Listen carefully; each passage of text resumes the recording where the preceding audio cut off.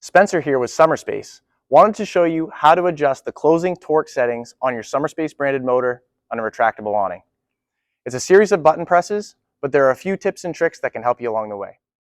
To initiate programming, press the button on the back side of the remote 4 times, followed by the up button on the front of the remote 1, 2, 3, or 4 times, representing 25, 50, 75, or 100% closing torque for the motor.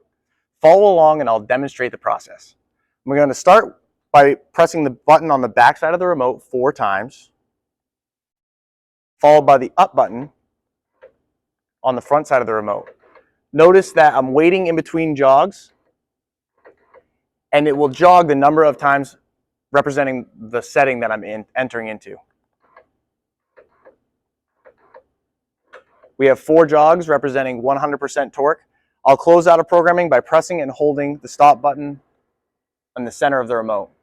The awning will close at 100% torque and the setting is changed.